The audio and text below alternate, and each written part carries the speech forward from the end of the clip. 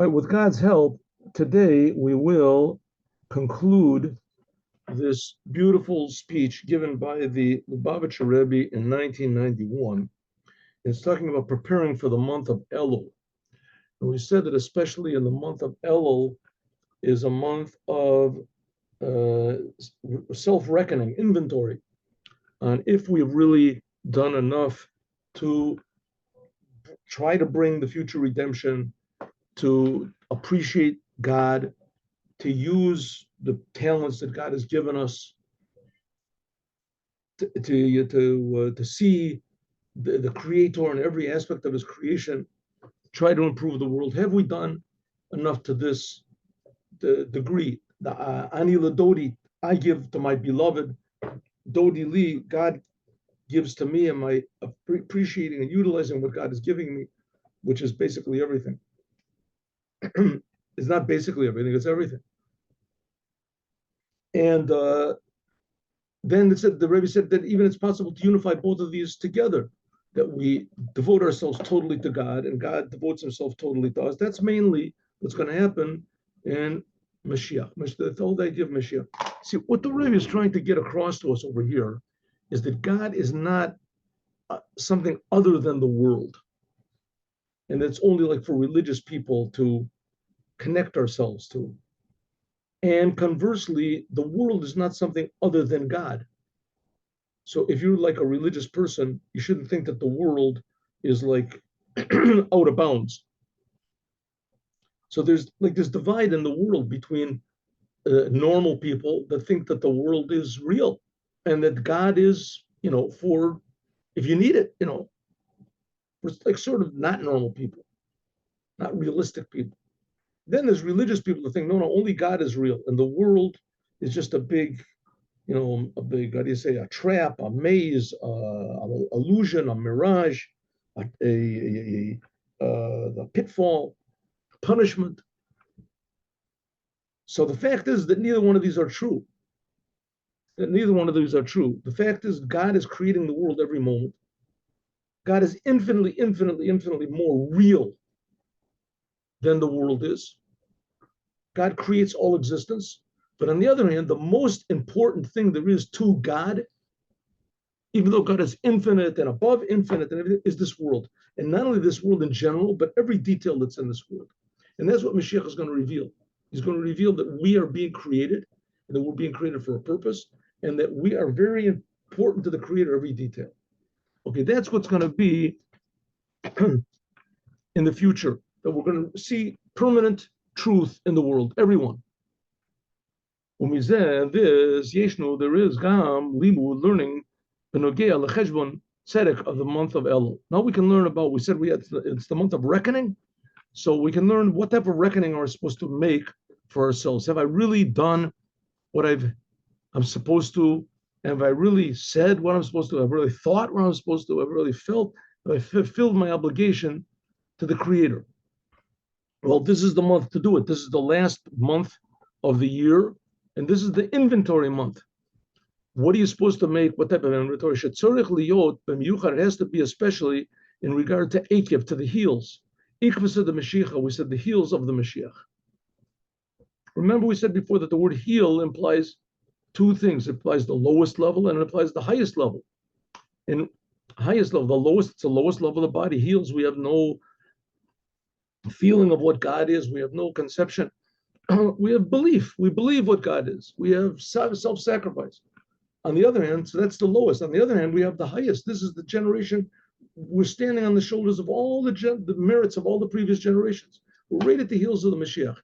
So therefore, we have to make an accounting of ourselves. The Yehudi Leishal Koach, a Jew has the power, the Orer Tatzmo, to arouse himself, Orer Yehudim Achirim, and to arouse other Jews as well. So this pointer over here. Other Jews as well, Be'ikra, mainly Orer Kiviyachal, at the Kodesh Baruch Hu, to arouse God. Doesn't seem make much sense, but that's the whole idea of prayer. Prayer is we arouse God. Like it says, let us come and consider the reckoning of the world, the whole universe, according to all calculations, the Kodesh Baruch Hu that God showed in His Torah, Ubanisim, and the miracles that He's doing in the world, there should have been a Kodesh Baruch Hu, the God should have mizaman a long time ago, lahavi at the geula amitit v'shlema, to bring the true redemption by means of the Mashiach. Ubafrat, and especially this year, shalafi kol ha'cheshbonot, according to all the signs, this is the year that the Mashiach is supposed to come. The Rebbe is talking about 1991. Now, don't make the mistake of thinking, okay, it should have been back then, and if it didn't come, then that's it. We missed it. We missed the bus. There's no more buses. That's it. That's the last bus for all eternity, and Mashiach is not going to come. A person can't think that, and there's even one opinion in the Gemara that's like that, but that's not the law. The law is, according to 13 principles of faith, we have to wait every day that Mashiach should come. We have to wait constantly. Mashiach is supposed to come right now. We should not just to wait. We have to expect him. So the Maimonides, he wrote that 800 years ago, something 850 years ago. But the Jews had been waiting for Mashiach already, let's say, minimum 1,200 years. Since the destruction of the temple, the Jews have been waiting for the Mashiach. And really, since the time of Moses going into the land of Israel, and before that time of Abraham. So Jews have been waiting every day, and they've been disappointed every day. Mashiach is not, but nevertheless, just like God is creating the world brand new every moment, so we hope every moment. But that's the purpose, that's the goal of the world. Any second it has to come. Kasher B'nai Israel, when the Jewish people, but especially in these 3 weeks, Shloshet Shavuot, the 3 weeks of mourning, Kasher B'nai Israel, when the Jewish people were learning, it's a custom in Chabad to learn in these 3 weeks the laws of the Holy Temple. But I put the laws up. And God says, by means of this, I will treat it as though you are actually building the temple. If you learn the laws of the temple, and especially that the Holy Temple is already omed, ubanoi, it's already built and it's standing above. All we have to do is just bring it down. This is not Kabbalah. This is in the Gemara, in the Talmud. You want to see where 113, it says, Peri Rashi, and it says in the Gemara in Sukkah. And there's more places over there in the Gemara. Footnote 113, right? Yes. We just have to bring it down below. So Nimsa comes out. The Nimsa Kavar, we already found, Nimsa Kavar, Chamisha Asar B'Av, we are the 15th day of Av. Mikan ve'ilich, from here it says, Mosif v'holich, we should increase more. Michamisha Asar B'Av ve'ilich, Mosif Lailas is what increases the nights. The nights, that's the time for learning Torah. But Yosef Chaim al Chayav, you increase life on life. It used to be a long time ago that people would only work basically in the day. All the stores and things were open in the day. People didn't travel around. When they start lighting up the streets, who knows? They starting up the streets, a couple hundred years ago or something. Lighting up the streets. The lights, when the sun set, basically people stopped working. That was the time for learning Torah. That was the time for learning Torah. It says now we're increasing learning the Torah. And in Nimtzaim Kabar, we're already found 2 weeks after, near to the end of the 2 weeks after Tuba. This year, it's only 1 week. That's, I say, the calendar where the Rebbe was, it came out a little bit different in the weeks. Okay. Sha'al Yadei, by means of, in other words, Parshas Akev came out on a later date than it did by us. But it's still relevant by us. Sha'al Yadei, by means of doing these 2, it says that if you keep, the Jewish people, if they keep 2 Shabbatot like they should, and the Rebbe explains in action and in thought, and it says immediately there will be the redemption. All the Jewish people. And let us add on to this Shabbos Mevorchim. This is the Shabbos that we bless the month of Elul. Like I said, this is not the Shabbos by the Rebbe it was. By us, next week is the Shabbat that blesses the month of Elul. The last Shabbat of every month, we make a special blessing for the next month. That's called Shabbat Mevorchim. So next month by us is the month that blesses the month of Elul. That's the month that God is found, it says, like a king in the field. Which I'll explain that to you 1 minute. Fa'az then Rashayim able call me Sharotza, anyone that wants to can come and receive his face. In other words, to meet the king. This is taken by this whole quote, and I'll explain the quote in a minute. was taken by the first Rebbe of Chabad, Rabbi Shneur Zalman, in his book Torah, Lakuti Torah. We're learning that book. That's what we learn every morning. God willing, we'll learn that next week. God willing, we'll see. He says, what is the month of Elul? The month of Elul is the preparation for Rosh Hashanah. What happens on Rosh Hashanah? Rosh Hashanah, we coronate God. We make God the king of the universe. God wanted to make a world. Why? Because he wanted to be a king. You can't be a king unless you have somebody to be a king over. So God created the world. And this, of course, is not to be taken literally. But that's the fact. God was. So this month of Elul is the preparation for the coronation. But this is a sort of an unusual coronation. The coronation depends on the people. It's not what is it? Inherited. Right? The old king died, now the new king.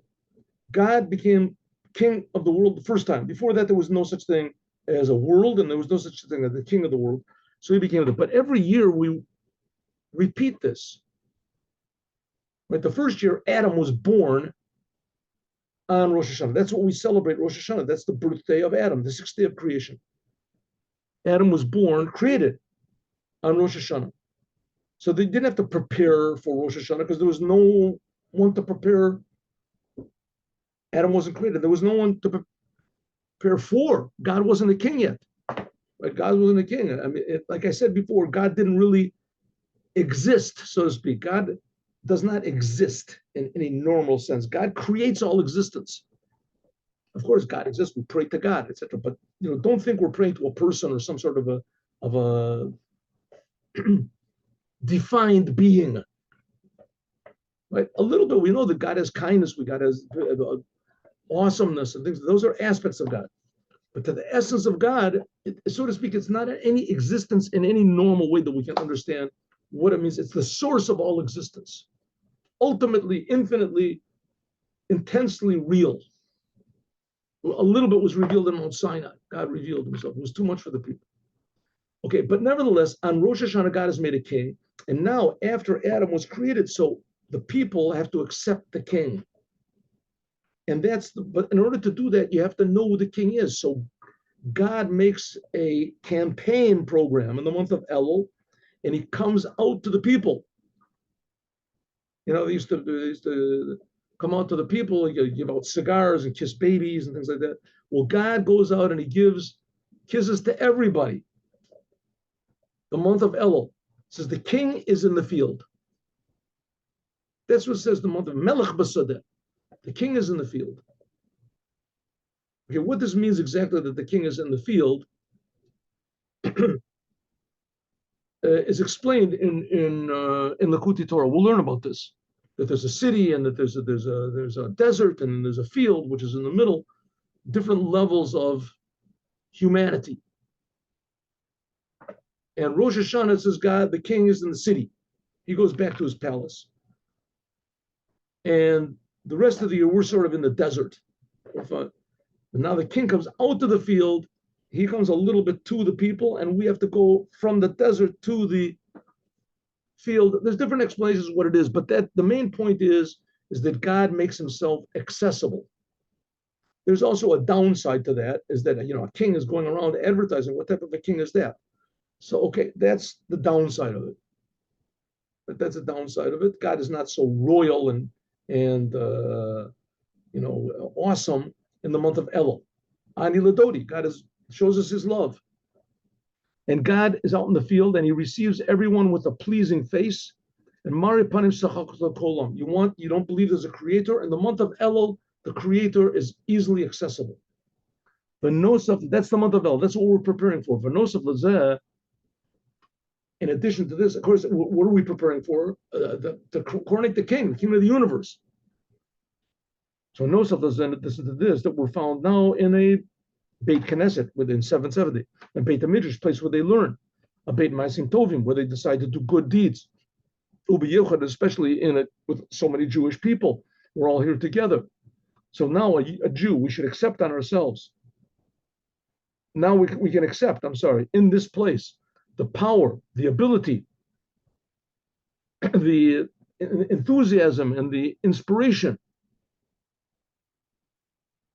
the greatest that's possible. V'yesh lo gam et hazechut. We also have the merit and the tremendous responsibility to request from God how long? Okay, we got all these preparations and everything like that, but I mean, come on, we're suffering. The whole world is suffering. What is holding you back, God? Kevin, since we've already finished all of our service in the time of exile, therefore we're crying out to God, come on, God, how long? The Jewish people have suffered enough, and consequently the whole world is suffering. Like we said before, Nishalim miyad hashayla. So if so, we can ask a question, a marisha, the thunderous question. Since we've already done everything, how could it possibly be that the Mashiach has not yet come? Right, now you can translate this and interpret it in a number of ways. I mean, a lot of Hasidic Chabad say that the Lubavitcher Rebbe is the Mashiach. And here the Lubavitcher Rebbe himself is saying the Mashiach has not yet come. And this is already 1991, and the Rebbe says we've already finished all of our work, and everything has already been done. And what's going on? Why the Mashiach is not here? So the simple interpretation of it is that Mashiach is not just a person. Mashiach is not just Mashiach is also the accomplishments of that person, what that person will accomplish. If you have a king that has not been coronated, so you got a king, but he's not really sort of a king. He's not like, how do you say, the activated. It's the same thing. The Mashiach, not this we have a Mashiach, the Mashiach has to come, he has to do things. And if the people don't want, maybe that's the answer. The Rebbe himself says, I don't understand the answer. But one thing for sure, if you read the Maimonides, and he says he's the only one that has the criteria, what Mashiach is supposed to do, clear, legal. He's the only one that says legally, according to Torah law, not just according to Midrash or according to conjecture or whatever you want, what Mashiach. So Lubavitcher Rebbe has all the qualifications of Mashiach, and dying does not disqualify a person from being Mashiach. The Gemara says that if the Mashiach comes from the dead, he'll be somebody like, Daniel, or he will be Daniel. In any case, we don't understand what's going on, but there's a lot of troubles in the world, a lot of pain, and the only one that's really going to alleviate them is the Mashiach. And for some reason, the whole thing has not been put together, the Mashiach with the Gula. It's known, the story, the letter that was written by the Baal Shem Tov, and then he explains the answer of the Mashiach to his question of the Baal Shem Tov. Right, the Baal Shem Tov, he said he had this out-of-body experience in one Rosh Hashanah, and his soul went up to the chamber of Mashiach.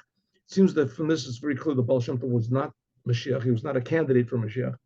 In fact, it says that the Or HaChaim HaKadosh, Reb Chaim ben Attar, who lived at the same time, he was the Mashiach, but wasn't revealed. Anyway, he asked the Mashiach, when are you going to come? And the Mashiach answered a sentence from Proverbs. When your well springs are spread out, far out. Spread out, when there is spread out, your well springs, with the Torah is water, and the well springs, that's the source of the Torah. That's the Hasidic ideas. When they're spread out far away. Hainu, should be at the Mashiach, that the coming of the Mashiach depends on spreading out the ideas of Hasidut. Shemayonotecha, the Torah, that the ideas of Torah and Hasidut will be spread out. Yagiu ad chutza, far away. Ubepratim ve'inyanim hachi chitzonim, the furthest of farthest of the far. I mean, essentially, the main thing of Hasidut is to teach everyone that God is not a being that's far away from us. God creates all being, and he's infinitely, infinitely close to us. And that's why it says we should pray only to God. We can't pray to the Son of God. Every Jew is the Son of God. You're not allowed to pray this. That's idolatry. You can't pray the Son of God. But God certainly does exist, not like the other, what the atheists say. That's the idea of Hasidut, that God exists. Why? How do we know God exists? Because he's creating us. Here we are. You're here. I'm here. That's the sign that God exists. He's keeping us alive. He's creating us, creating the whole world. But only Hasidut teaches that, what exactly that means, how to translate that into reality. That's one of the ideas. When these ideas are spread out so far away, to the furthest, Kavan since the Achrei Riboy, since we've done so much of our rabbis and our leaders until now, but spreading out the teachings of Hasidut, and we've done it with a tremendous, how do you say, the amount, ad b'kol chugi, until all of the types of the Jews, and everyone is seen, including nevertheless, the Mashiach has not yet come. We see that the world is still in exile. So it's sort of logical, perhaps it's logical, says the Rebbe, ulai, mistaber, it's logical maybe to say that there must be some sort of a type of Jew that's spreading out the ideas of Chassidut that not reached yet. Who's that going to be? You'll see in a moment. We don't have to, there's no way that we can possibly explain how much the rabbis have done in the course of the generation to spread out these ideas of Chassidut. Because everyone can see this. Hechel, beginning from the revelation of the Chassidut by the Baal Shem Tov, and afterwards adding it on generation after generation by our means of our leaders until this generation, that now we are spreading out Afatzas Mayanot, Chutza, now Chassidut, the ideas of Chassidut is spread out everywhere in the world, especially begun by the previous Rebbe. He put Chabad houses in Morocco and in the weirdest places in the world, in England. And the Rebbe added on more and more and more places to what the previous Rebbe did. There's almost no place in the world that there is no Chabad house. The Nosaf al-Kach, I know that there's one now in Ethiopia. They got one. They have one in Kenya, right? Kenya for the workers, the Israeli businessmen that go there. In China, Beijing, there's like 8, 10. I don't know how many there are in India. Nosaf, in addition to all these explanations of the inside of the Torah, of the Penimis of Torah, the Chassidut ideas that are added on in this world, not only is Chassidut spread out, but there's also new, deeper ideas and explanations and applications of the Hasidic teachings are being used for everything, applying to everything in the world. Especially on the inside of the secrets of the Torah we're talking about in Hasidut, there is made us spreading these deep teachings outward. We've done it. The Baal Shem Tov asked the Mashiach, when are you going to come? He said, when your teachings are spread out, your deep teachings, your well springs are spread out far away. So the Rebbe said, we've gotten the well springs and we're spreading it out far away. So we're doing it. It's done. This is in every single type of Jew. Those that are the furthest away in every place, Jews of all types, all different branches of life, Hafatza are touched by the teachings of Hasidut. Hafatza b'kol kitzvei tevel, spreading out everywhere. B'kol chelke b'katzas ha'olam, in all the corners of the world.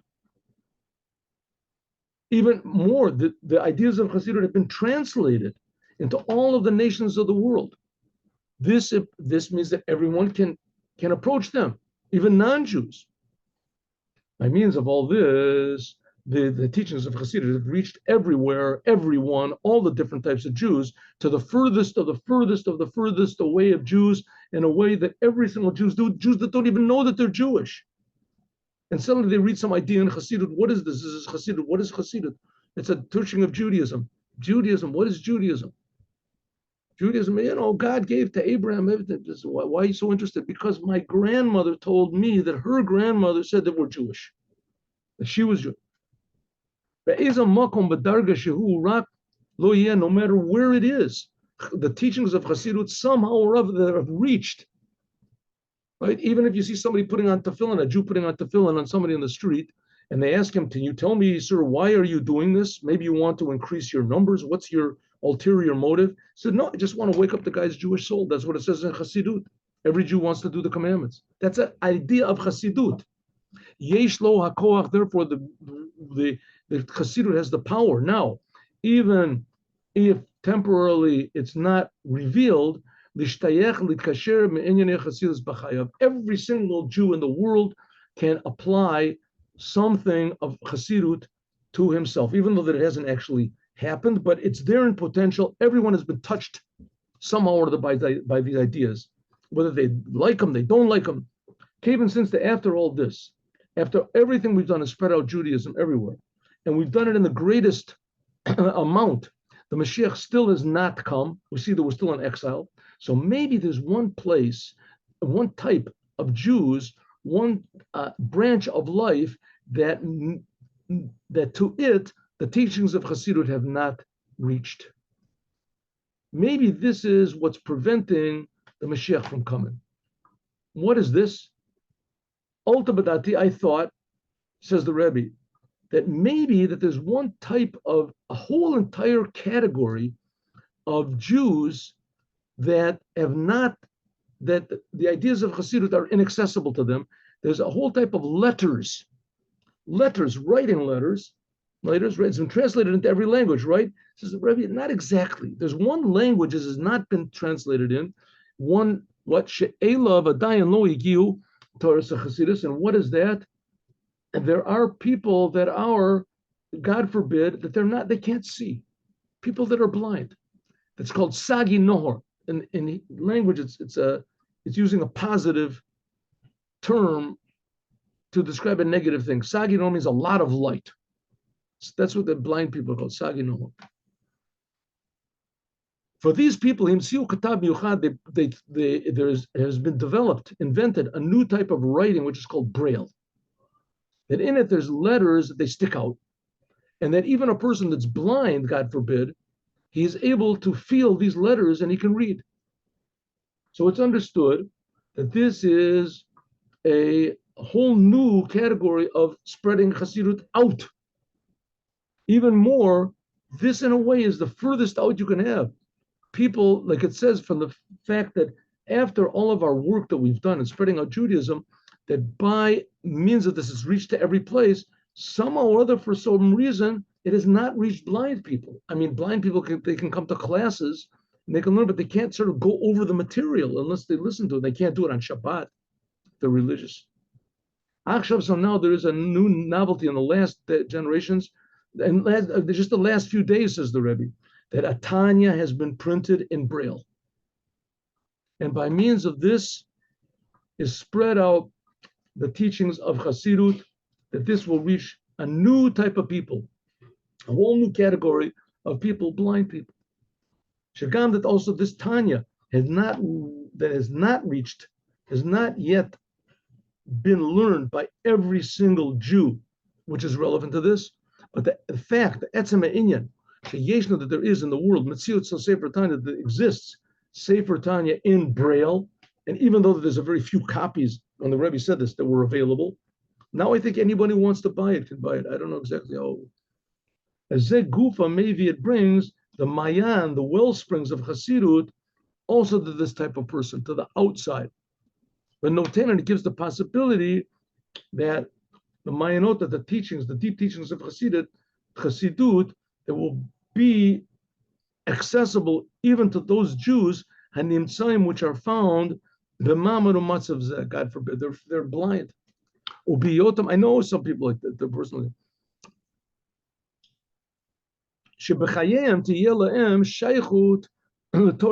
That they will have a connection to learning Chassidut. And especially that this Tanya already reached, I know there's the Rebbe, it's already come into my hands, into this Beit Knesset. I've seen one, I've received one, into this Beis Midrash. Into 770, there has been brought this book. The 770 is a place of prayer, a place of learning, a place of doing good deeds. It's in an area of the previous Lubavitcher Rebbe, that he's the leader of our generation in the 10 last years of his life when he was in the physical world, and holiness never moves from its place. The place for spreading out Judaism to all, this is the place where all Judaism is spread out more and more. And the Rebbe said a lot of times that the previous Rebbe, he passed away in 1950, and that every year after that, he's closer and closer and closer to us. Before he was limited to his body, and he could keep in his room. But now his influence and his essence is available to everyone. Of course, a lot of it that he worked, through the Rebbe. Nevertheless, we have merited Lahamshich to draw down the work of the Rebbe into this place of prayer, 770, place of prayer, the place of learning, and the place of doing good deeds, and by means also of by making a Hasidut for bringing, etc., especially spreading out Judaism and adding the idea of increasing holiness. It was never be satisfied with what you got. So we can add on. Shakiv, and since now the Sefer Tanya, this book, the Tanya, is a book that it's called like the 5 books of Moses of Hasidut. Therefore, it's understood that in the Tanya is included everything of the teachings of the Baal Shem Tov, Torah Hasidut, as it is just the same thing as it is in the 5 books of Moses. It includes all of the ideas which are in the Talmud and in the law books afterwards. There's nothing that's not hinted at in the Torah. The same thing is in the 5 books of Moses, so to speak, of Hasidut. And as we can say in the book, the Tanya, it includes everything, all the ideas of Hasidut, the oneness of God, the uniqueness of the Jewish people, what Mashiach is, how to bring Mashiach. In the Tanya, there is also what's called the oral Torah of Hasidut, Torah Shebal Peh and Torah Shebechtav Gufa. There is in the just like in the book, in the 5 books of Moses, the 5th book is the one we're learning now, Deuteronomy. That's Moses, so to speak. So he's speaking from himself, even though it's known that he wasn't speaking from himself, but God was speaking through him. But it was given in a different way than the first 4 books. The book of Deuteronomy is, so to speak, Moses speaking himself. The same thing is in the Tanya. There's 5 books in the Tanya, 5 sections, and the 5th section is called Kuntrus Achron. This is what's called the last letters, whatever is gathering some of letters, epistles, whatever. Al Derech Sefer Devorim. This is something like the book of Deuteronomy, Mishnah Torah. And okay, the main point that the Rebbe wants to say is, like, in other words, spreading out the idea, the Tanya, and making it available to everyone, even to blind people now, is this means that the ideas of Hasidut have reached everywhere. And what's the advantage of the ideas of Hasidut? First of all, it puts into our mind that God is infinitely close. And secondly, it puts into our mind that the Mashiach is infinitely close. And that only through Mashiach are we going to really feel and know what God really is. And that's the teachings of Hasidut that prepare us for this. Open up our minds to think in terms of the Creator. The main point of what we said before is that the Geula, the Emitit Vashlema, that the true redemption and complete redemption is going to be by Mashiach. Actually, that has to come. That's the whole point of the whole business. The Melus automatically, whether if the people listening have any connection to this, right? You and me, we have a connection to Braille. You know anybody who's blind that you can give Braille? Even if you don't, if you do have a connection to this, or you don't have a connection to this, but nevertheless now, after already Achrei Shekavar Paulu, Inyan Zeh, we've spread out these ideas outwards, so it's already clear, says the Rebbe. That's it. We've done everything we can. Take it immediately. That there has to come the true redemption by means of the Mashiach. The Az, and then Tiyah will be Shleimus of Rafua, the Kol Ben Israel. All of the Jewish people will be healed. Gam Lihudi Melu, even those Jews that we talked about before that are blind. Like it says, La'asi Lavo in the future, Ha'ivrim, blind people, Mitrapim, will be healed. That's what it says in the Midrash. Shene'amar, like it says, Az Tiftachena Enei Ivrim. Then will be opened the eyes of the blind. And even more, Kishiyavo Kodesh Baruch Hu, when God comes to see. And who are these blind people? Everyone. Everyone is blind. But there are some people that are blind even to us. We can look at them and say, they're blind, but I can see. The fact is that we're totally blind. We have here that we have the Holy Temple is there. How much it must weigh? I don't know. I mean, like I say, I'm not an architect or whatever, but I mean, let's say the thing must weigh 20 million tons, right? Huge building, and it's here. You see it? Anybody sees it? Anybody detects it? No. The signs that we don't see. That's what reality is. We don't see real reality. Mashiach is going to make, when we open up our eyes to see real reality, that suddenly we'll see it'll be here. When God will come himself and he will heal the world. He will. The first one he's going to heal are the blind people, but often in a way that they will become, like we say, sagi nohor. They really will be able to see in a good way. Yeshlem riboy, or they have a lot of light. Simply, I mean, it's sort of very difficult to imagine, living life without being able to see people you can't see. But often, why are there such things? We'll find out.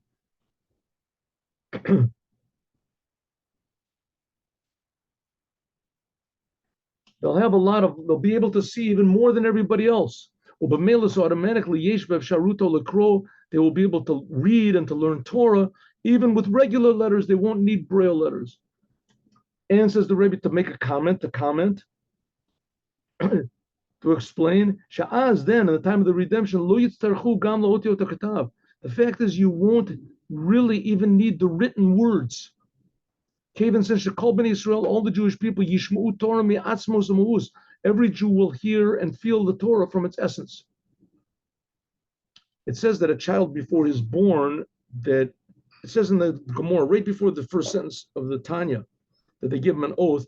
It says, or maybe it's right after, that every Jewish child is taught the whole Torah, and an angel comes, hits him here, makes him forget. So in other words, in our souls, the Torah is not an extra book. The Torah is the blueprint for reality. And before we're born, we feel the blueprint of reality. We feel the truth. So it says in the future, that's what it's going to be. We won't actually even need even regular letters. For sure, we won't need Braille letters, but even regular letters. Like it says, Torah Chadashim Iti Teitzi, it says there's going to be a new Torah that's going to come from me. What does it mean, a new Torah? That by means that a Talmid Vatik, all of the ideas of the Torah, which are now hidden, namely the true pupils, the true genius pupils, will reveal these new ideas. Who is this true genius person? The Moshiach. He is going to teach all of the people the new Torah from God's essence. Every word of the Torah, every letter of the Torah will feel godly. But Tosfos Bir Bazbora. But Limud Bechinas Ria, people will see godliness. That's the point. You'll see what you're learning about. You'll see that it's God speaking. God is telling the Jewish people, right, don't eat pork, don't eat this, the simplest things. We'll see that it's God personally speaking to us. But often in a way, we won't even need the written word. We won't have to have writing. We can move on like it's understood also, simply, says that people won't have to teach one another because everyone will know me from the small until the big. May it be God's will, Yehi Ratzon, should take over miyadid immediately. Even at this moment, that right now, this is one moment, right before the redemption, by means of learning the Sefer Torah, the Tanya, or by means of blind people learning the Torah, by blind people learning the Tanya, is that God will come and heal them immediately. That they will be not just abundant light, sagi nohor, which means abundant light. It's a nice way of saying a blind person, abundant light. But they really will have abundant light in a good way. They really would be able to see physical and also God like everyone else, like everyone's eyes will open up. The Yikru v'Yilmadu, and they will be able to read and to learn Torah. Ad l'tachlis ha'shlemos, the ultimate learning of the Torah and the Gula Mitis Shlema in the future total permanent redemption. Like it says, Torah Chadash Amiti Teitze, a new Torah will come out from me. We'll see how the Torah is enlivening the whole entire world, every word, but and even more. It has to be Gula Mitis Shlema by means of Mashiach Shikenu, and it will come right now, really. Mamash. And interestingly enough, it says that one of the things of Mashiach is that the Rebbe spoke about this a lot. And he said that when Saddam Hussein had finished shooting the missiles at the Jews in Israel, nothing bad happened and he was defeated. So the Rebbe said, that's it, the redemption can come. Right? Not to go into the painful details. But the Israeli government messed the whole thing up. The whole entire thing, they messed it up. They gave lands back, and they whatever they did. Not important. But the fact of the matter is, the Rebbe said, okay, but what does it say in the Midrash? The Midrash says one of the signs of Mashiach is that all of the nations of the world will be threatening one another. Almost Mizgarim Zebazet. What was it? Malchus was going. The nations are yelling, threatening. Everybody's threatening everybody. You look at what's going on in the news now. Everyone is threatening everyone else. And inside of every country, all the people are threatening one the other, right? I don't think there's one country that agrees with any other country. Maybe on certain issues they do, maybe. But everybody is threatened by everybody, and everyone's threatening everybody else. And you're threatening me, I'll threaten you, and you're threatening me, I'll show you what it means to be threatened. And I have a bomb, I have 20 bombs, I have 1,000 bombs, 1,000,000 bombs. I have 1,000,000 people, and they're waiting. We're going to kill you. You're going to kill me. I'm going to kill you. And everyone is yelling at everybody else. Right? Everyone.